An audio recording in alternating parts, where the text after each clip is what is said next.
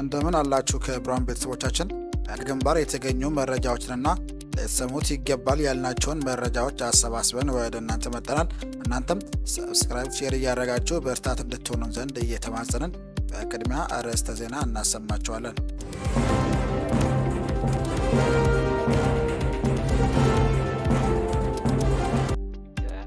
ፋኖ ብሔራዊ ኃይል ምስራቅ አማራ ቀጠና ሚኒልክ ዕዝ የመቄት ወረዳ ጊዜያዊ ህዝብ አስተዳደር ህዝባዊ ውይይት መድረኮችን አጠናክሮ ቀጥሏል።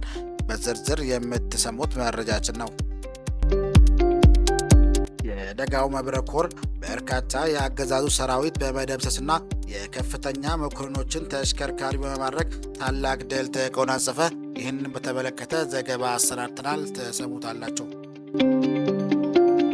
የልመና ፖለቲካ ብልጽግናዎች መንደር በሁለንተናዊ ዘርፉ ሽንፈትን እያስተናገደ የሚገኘው የሚይዘውን የሚጨብጠውን ያጣው የብልጽግና የሙታን ስብስብ በጀግኖቹ ሜዳ በተከናነበው ፖለቲካዊ ወታደራዊ ሽንፈት ለመሸፋፈን የሞኝ ስራውን እየሰራ ይገኛል። አብራችሁ ውስጥ ቆዩ፣ የምትሰሙት ይሆናል። ኦርቶዶክሳውያን አይገደሉ ብለው የሚጽፉ የቤተ ክርስቲያኑ ልጆች በአገዛዙ እየታፈኑ ይገኛሉ።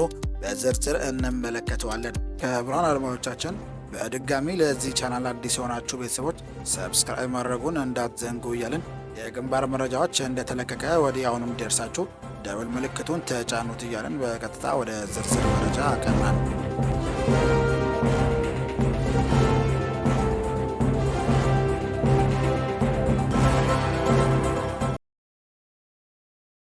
የአማራ ፋኖ ብሔራዊ ኃይል ምስራቅ አማራ ቀጠና ሚኒልክ ዕዝ የመቄት ወረዳ ጊዜያዊ ህዝብ አስተዳደር ህዝባዊ ውይይት መድረኮችን አጠናክሮ ቀጥሏል።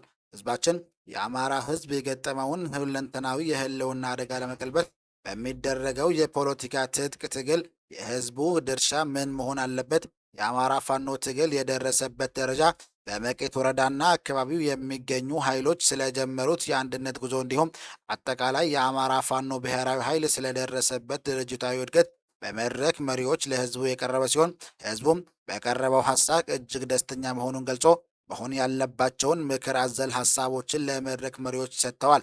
በተለይ በወረዳውና አካባቢው ከሚገኙ የፋኖ ኃይሎች ጋር የተጀመረው መልካም የአንድነት ጅማሮች መበረታታትና መጠናከር እንዳለባቸው ህዝቡ በአክሮ የተናገረ ሲሆን የመቄት ወረዳ ጊዜያዊ ህዝብ አስተዳደር ዋና አስተዳዳሪ መምህር በሪሁን ደምሌ በበኩሉ አንድነቱን ከባለድርሻ አካላት እየተወያየንና እየመከርን ወደፊት በድል እንጓዛለን ሲል ገልጸዋል።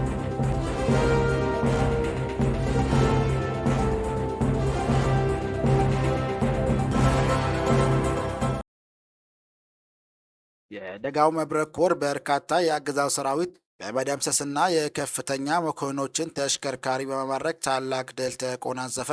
ህዳር 9 2018 ዓ.ም በመቄት ወረዳ አንሻ ክፍለ ጦር በጠላት ላይ ትልቅ ታሪክ በመስራት ከቤተ አማራ እስከ ሸዋ የተምዘገዘገ ብዙ ታሪኮችን ሲሰሩ የነበሩ ጨለፍ አስፋው ከትግሉ አጋሩ አርበኛ ቅዱሴ ጋር በጋራ በመሆን በመሬት ተጋድሎ በፋሽስቱ ሰራዊት ላይ ታላቅ ጀብድን በመፈጸም ታላቅ ድል ተቀናጅተዋል። የፋሽስቱ ሰራዊት አንድ ፓትሮልና በርካታ ሲኖትራክ መኪናዎችን የተማረኩ ሲሆን በርካታ የጠላት ሰራዊቶችም ተደምሰዋል። የተማረኩት ሲኖትራኮች የግለሰብ መሆናቸው ለቤተሰቦቹ እንዲመለሱ አድርገዋል። በአማራ ህዝብ ላይ ጥፋትና ጭፍጨፋን ተጭኖ የመጣው የስርዓቱ ቅጥረኛ ሰራዊት በአንሻ ክፍለ ጦር ሙትና ቁስለኛ ተደርገዋል። የብርሃኑ ጁላ ሰራዊት በመቄት ወረዳ እንደ ክረምት አግቢ ዕድሜ በፋኖዎች ባሩድ እየተቀነደሰ እና እየተቀሰፈ ይገኛል።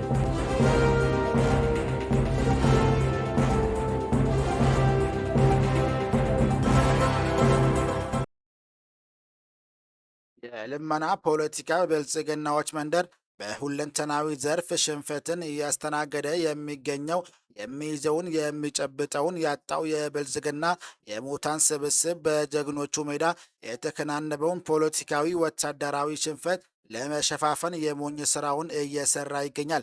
መሬት ላይ በተገለጠ አረመናዊ ተግባሩ ከማህበረሰቡ ልቦና ተገርሶ ከወጣ በኋላ በህዝቡ ዘንድ በግድ ቅብልነትን ለማግኘት ባገኛቸው አጋጣሚዎች ሁሉ የጅልነት ጥጉን በይፋ እያረጋገጠ ይገኛል።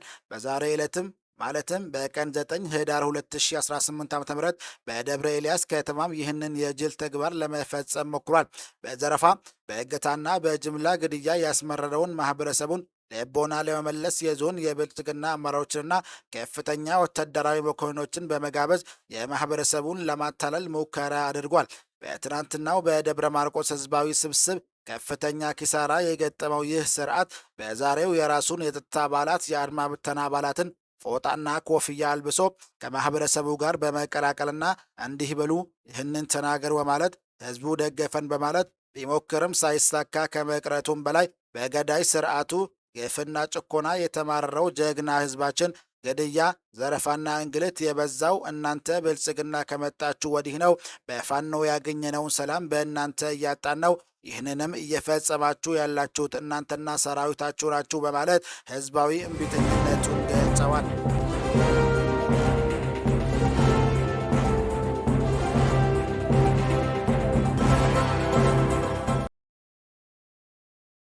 ኦርቶዶክሳውያን አይገደል ብለው የሚጽፉ የቤተ ክርስቲያናቱ ልጆች በአገዛዙ እየተፈኑ ነው ተባለ። ሰሞኑን በአሲዞን ለምን ኦርቶዶክሳውያን እየተለዩ ይገደላሉ በሚል አዲስ አበባ ያሉና በመላው ኢትዮጵያ የሚኖሩ እንዲሁም በውጭ ሀገር ያሉ ኢትዮጵያውያን ወጣቶች የተለያዩ የማህበራዊ ሚዲያ የአትግደሉን ዘመቻ እያደረጉ ነበር። ከእነዚህ ወጣቶችም ምዕመናን መካከል ትጉህና አሰላሳይ የሆነው ከዚህ በፊትም ቤተ ክርስቲያን ልዕልናዋ ይከበር፣ መንግስት ጣልቃ መግባቱን ያቁም በማለት በአገዛዙ በእስር ተዳርጎ የነበረው ዲያቆን ዮሴፍ ፍስሐ ከቀናት በፊት ከአዲስ አበባ ከስራ ቦታው ታፍሮ ተወስዶ የት እንዳለም ቤተሰቦቹ እንደማያውቁ ነው የተገለጸው።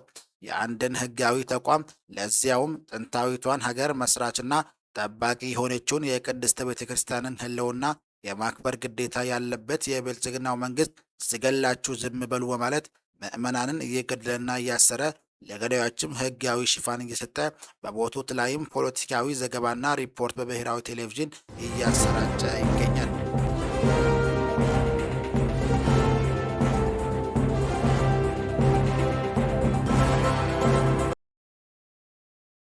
አምስት የአገዛዙን ሰራዊት አባላትን አጋድመው 2 ክላሽ ከነሙሉ ትጥቁ ደርበው 64ኛ ክፍለ ጦር ተቀላቀሉ። ህዳር 10 2018 ዓ.ም አማራ በመሆናቸው ብቻ በደባ እንዲገደሉ በአገዛዙ አመራሮች ትዕዛዝ የሰጠው የታጠቁት ስናይፐር የወረደባቸው በጄሌ እንቅስቃሴ የተደረጉት የአገዛዙ የአረመናዊ መከላከያ ሰራዊት አባላት የነበሩ ብሉቀን ንጉሴ 6ኛ እዝ 14ኛ ክፍለ ጦር 1ኛ ሬጅመንት 2 ኮሪያ ክላሽ እና 220 ጥይት በመያዝ አንደበት ቦላ 2 ኮሪያ ክላሽ 220 ጥይት 4 ኤፍ1 ቦምብና 2 ካዘና በመያዝ ዘነበው ደሴ 1 ኮሪያ ክላሽ 4 ኤፍ1 ቦምብና 4 ካዘና በመያዝ በአጠቃላይ 5 ክላሽ 440 ተኳሽና 8 ኤፍ1 ቦምብ ደርቦ በመያዝ ህዳር 10 2018 ዓ.ም በእነማይ ወረዳ ወይራ ቀበሌ በእንቅልፍ ላይ የነበሩ የአገዛዙን አረመኔያዊ ሰራዊት አባላትን በማስወገድ በዋርድያ ላይ የነበሩ ጥበቃዎችን አስወግደው ከ5 በላይ ሞትና ቁስለኛ አድርገው የአማራ ፋኖ ብሔራዊ ኃይል ቴዎድሮስ 201ኛ ኮር 64ኛ ክፍለ ጦር ከነ ሙሉ ትጥቃቸው ተቀላቅለዋል።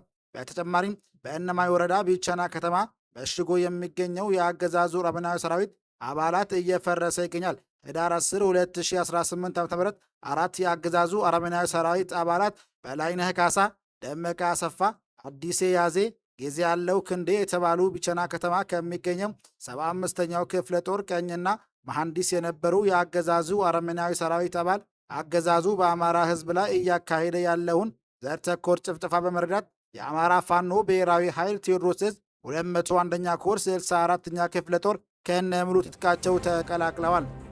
ክቡራን አድማጮቻችን ለዛሬ ያዘጋጀንላችሁ መረጃዎችን ይህን ይመስል ነበር። ሰብስክራይብ ማድረግ፣ ደወል ምልክቱን መንካት እንዳይጠፋችሁ እያልን በሌላ ዜና እስክንገናኝ ከሁሉም እንመኛችኋለን።